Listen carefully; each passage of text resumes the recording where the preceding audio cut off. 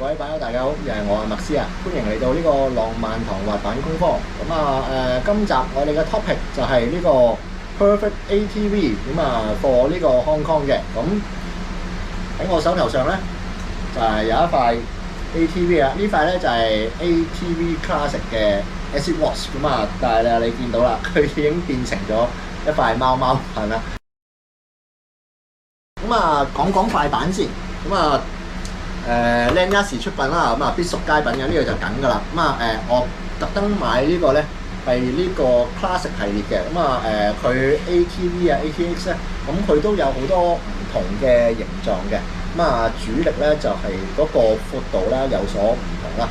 有啲板就 symmetric， 有啲板就唔係嘅。我特登買翻呢個 symmetric 版嘅。我攞翻我嗰塊Secret Society Neko 出嚟比啊，其實咧佢嘅本體咧係呢個 Powell Patella 嘅Sword and Scale 嚟㗎，都係8.5寸嘅，大家兩個闊度一樣啊，兩塊板拍埋咧，你係會見到咧，其實佢哋咧個模樣啊，都係一模一樣嘅，就算連個 concave 嗰啲kicktail 嗰啲高度咧，其實都一樣嘅。所以咧，我踩上嚟咧都好快咧會上手啊，好快習慣嘅。佢特別唔同嘅地方咧，就係Polar Bear Trucks 啦。同埋咧，佢用翻佢今次啦就唔係呢個Fatty Hawks 啦，佢係呢個 Little Easy Hawks 嘅。佢就60mm 嘅碌，比起我哋平時50幾咧就大少少啦。嗰個 contact patch 咧，佢呢個應該係25定35啊。佢呢個係35mm 嘅 contact patch 嘅。呢個就 contact patch 25，呢個 contact patch 係35嘅。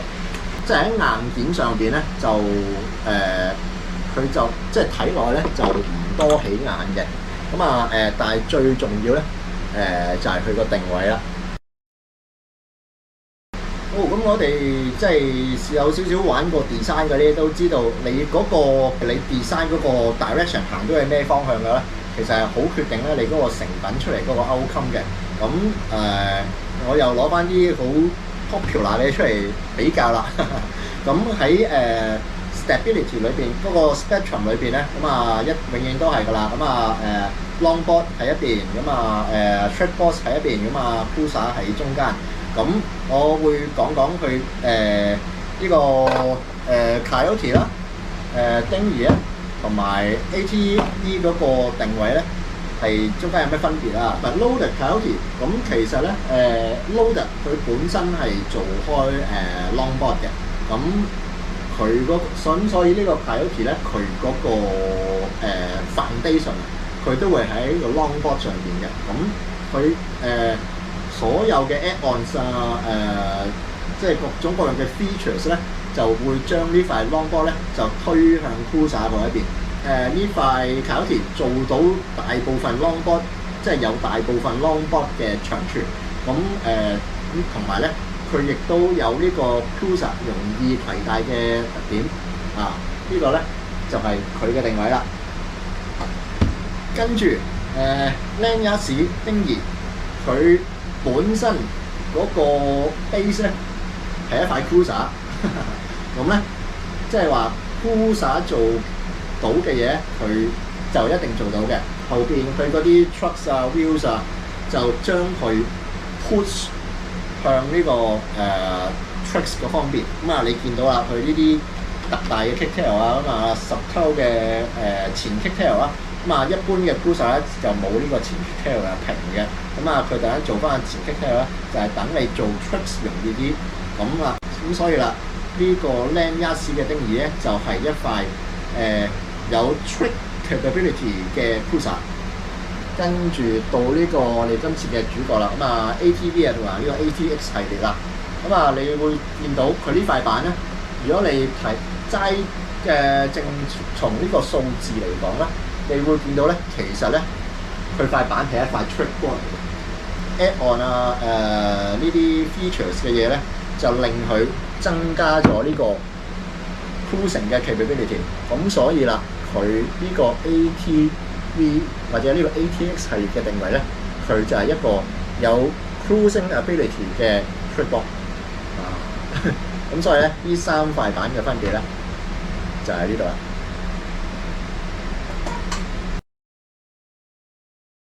OK， 跟住咧就到呢個我自己嘅 riding experience 啦。咁啊，即係喺香港即係首先你喺香港咧就要過到呢個我哋即係凹凸嘅路面啊、導盲磚嗰啲先啦。咁啊建基於即係喺丁儀嗰陣時都試過啦，佢Bear Trucks 個功能咧係好強大嘅，佢過呢啲導盲磚咧絕對冇問題嘅，個速度冇明顯嘅減低。嗰個 momentum 咧就 keep 得好好嘅，但係啦，佢ATX 或者 ATV 咧就絕對唔係 Energy Fighter 嚟㗎。你見我嗰啲痛板4點幾 kg 咧，嗰啲就係 Energy Fighter。你一腳咧就真係可以由街頭咧就踩到街尾嘅，中間唔需要再 push 嘅。咁但係呢個啦，佢嗰個動能流失咧其實係好少嘅，但係啦，佢即係包含到嘅動能咧亦都唔多嘅，咁所以啦。即係相比起其他嗰2塊板咧，你需要push 嘅次數咧係會多啲嘅。咁啊，當一條街丁儀你可能要 push 3腳嘅話，你呢塊就可能要 push 5腳度啦。咁但係你要睇翻啦，如果你攞一塊其他嗰啲 trackball 去做翻同樣嘅嘢咧，你一定唔止 push 5腳咧，你可能要 push 7到9腳嘅。以 energy 嚟講咧，呢一塊咧其實係可以接受嘅，即係就算踩香港呢啲咁越野式嘅街道啦，咁其實咧佢嗰個 energy 咧都叫做 keep 得 OK 嘅。咁但係始終啦，佢咧係佢個底數咧係一塊 trackball 嚟嘅，咁所以啦比起丁儀又或者係比起呢個 Coyote 咧。佢係難踩咗嘅，佢個 stability 咧係冇另外嗰2塊咁高嘅。咁啊我會話危險性係加大咗啦。即係如果我冇之前嗰1年即係踩街嘅經驗咧，我就真係會唔敢攞去踩出街嘅。咁點解啊？其實最大嘅原因咧就係喺呢個 contact patch 身上翻一個即係普通 skateboard 嘅。slime ball 嚟到對啦，咁啊你係見到，即係點解我成日話即係我哋普通嗰啲花式板唔適合出街咧？其實一個好大嘅原因咧，就係呢個 contact patch 嘅問題啦。接觸面係得咁細嘅啫，咁呢個咧個接觸面咧就起碼大1橛嘅。嗱，中間黑色呢個咧就係Hox 嘅Fatty Hox 嚟嘅，咁啊63 mm， 咁啊 contact patch 咧係50 cm 嘅。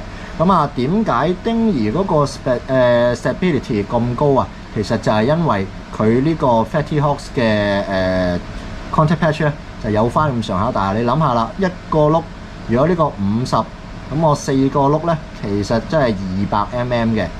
咁啊，你對比翻其他碌啦，35、70，咁啊呢個就140啦，呢個咧就更低嘅，就係得100嘅啫。即係嗰個 contact patch 有咩影響咧？喺平面上邊咧，其實係冇影響嘅。即係如果你去嗰啲 skatepark 啊、球場啊，你踩咧，其實你係 feel 唔到個分別㗎。但係你一出街嘅話咧，你就會 feel 到啊，因為街咧嗰啲路咧就係凹凸不平嘅。咁我懟翻張圖出嚟先啊。係啦，咁啊，你係會見到咧，一般嘅街咧嗰個凹凸咧，其實就大概係咁樣樣嘅。咁你個 contact patch 即係簡單嚟講啦，你個 contact patch 越細嘅話咧，你受呢個路面嘅影響咧就越大嘅。咁你嗰個 contact patch 夠大嘅話咧，其實咧你可以無視咗路面嗰啲高低差，咁啊直接碾壓咗過去嘅。咁所以啦，點解呢塊 ATV 可以踩到街，就係因為個 contact patch 嘅問題。好啦，咁既然嗰個 contact patch 咁影響呢個 stability 啊，咁啊〜作為一個習慣踩街嘅人，我有冇打算去換呢個轆咧？其實咧我都有真係試過嘅。咁咁我手上咧其實係有呢個63嘅 mm 嘅 Easy Hox 嘅。咁佢個 contact patch 咧亦都係同呢個 Little Easy Hox 一樣啦，35 mm 啦。但係啦，當我換咗呢個上去嘅時候咧，我就突然間發覺咧，成塊板咧嗰個 balance 咧亦都係 break 咗啦。咁啊，我係會覺得塊板咧好似重咗好多喎。呢個情況咧就同我喺 Aileron 即係大碌細碌嗰個 waste distribution 嗰度咧，都大概講過俾大家聽㗎啦。其實爭個3mm咧，踩街咧就唔係話個感覺上啊，就唔係太大分別嘅，就反而會覺得成塊板咧係累贅咗啊，漏斗咗啊，咁所以啦，我都係會 keep 翻呢個原裝嘅 Little Easy Hawks 咧，就唔會話轉其他㗎啦。咁啊，其實咧兩個轆嘅差別咧，每個轆咧都只係20 gram 嘅啫。咁啊，你諗下4個轆即係80 gram 啦，但係嗰個80 gram 嘅差別咧，就令到嗰個 balance 咧就完全唔同晒啦。咁所以咧亦都係好似Lanyards 去嗰個網站去話俾你聽咁啦。咁佢所有嘅板咧都係fine tune 好晒㗎啦。咁所以咧你就盡量唔好喐佢嗰個 specification。好啦，講到 modification 啦，咁啊，即係如果有睇開我呢個系列嘅咧，都知道啦，我會啲板嚟到咧，我會即係做少少改裝啦，令到佢更加適合即係香港呢個環境嘅。咁啊，呢個 ATVX 啊，咁啊其實咧本身咧已經好適合香港㗎啦，咁啊，所以咧我個改造就比較少嘅。咁啊即係常見嘅 skateboard lights 啦，因為佢呢塊咧係 trick box 嚟啊，咁啊我咧就會踩住佢嚟練 tricks 嘅。喺測試嗰陣時咧，就基本上就掟爛咗咧佢一個開關掣咧，其實係好誇張嘅。咁啊呢啲開關掣咧係唔應該爛嘅。咁結果咧我就要自己喺鴨寮街另外買過一個堅實啲嘅掣咧，然再替換上去咧。咁啊，先至頂得到啊！即係有睇開我係都知道我即係夜晚踩板啊，或者凌晨踩板嘅啦。咁所以咧就即係有翻盞燈咧，都係為自己安全嘅啫。咁啊，呢隻燈咧當我落街試嗰陣時咧，即係我一試咧，即刻有人衝過嚟，哇！你呢塊板好似好得意喎，可唔可以攞嚟試下？哦，即係證明咧，我呢隻燈咧就都幾吸引啦，應該就會好受歡迎噶啦。Skid plate 啦，咁啊，哇！你見呢度咧，其實都磨得幾犀利㗎啦，啲燈咧係啦。咁啊，即係如果你係會知道，如果我唔裝 skid plate 咧，咁咧呢塊板咧就受罪㗎，咁啊佢又會食晒嘅，咁啊同埋我自己就即係裝翻一個rail gas 啦，咁啊其實咧係攞嚟保護盞燈嘅。咁咧佢原裝咧係有呢個Lanyards 嘅 logo 啊。咁但係由於佢係 symmetric board 嘅關係咧，咁就你企喺上邊咧就比較難睇到邊邊前邊邊後嘅。咁結果咧我自己都係加翻啲噴翻啲貓腳上去咧，咁啊俾自己方便辨認邊度前邊度後嘅。咁啊最尾咧咁啊當然係貓啦。呢個係我自己貼上去啦。咁啊我啲 board 就係咁噶啦，因為我貓痴咧都係踩翻呢個貓板嘅。好啦，咁所以啦，經過我嘅改造之後咧，咁咧。呢一塊咧 ATVX 咧就 perfect for Hong Kong 啦。OK，又到咗 conclusion 嘅時間啦。咁啊即係經過嘅即係實地測試之後啦。咁啊呢個 Lanyards 嘅 ATV 咧，咁啊當然絕對可以 survive Hong Kong 啦。連丁儀都可以啦。咁呢塊大啲嘅板咧，就真係絕對冇問題嘅。咁但係啦，咁啊如果因為咧佢同丁儀嗰個定位咧，其實係有差距嘅。咁咁所以啦，如果你唔係踩開街，即係唔似我咁有幾年嘅踩街經驗咧，咁我就比較建議你咧踩咗丁儀先，即係熟習咗喺街上面踩啦，有翻咁長嘅路面經驗啦，先至好踩呢個ATV 啊。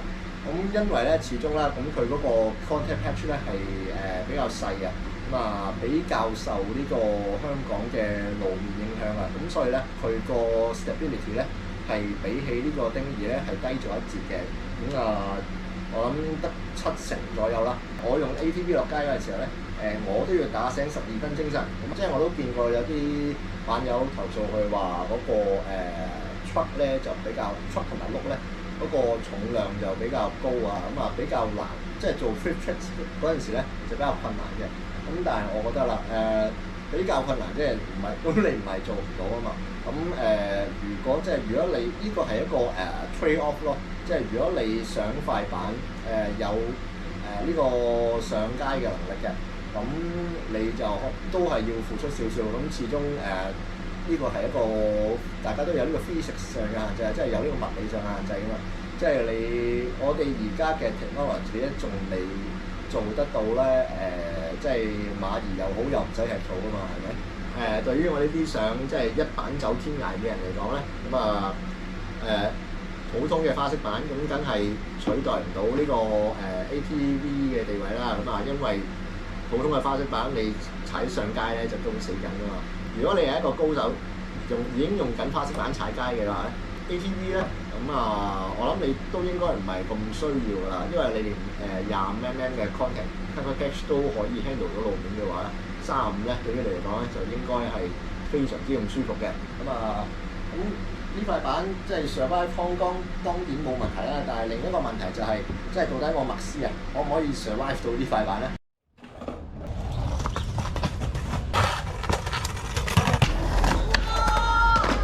因為踩呢塊板咧，我完全感覺得到，即係我嗰種技巧上嘅不足啊！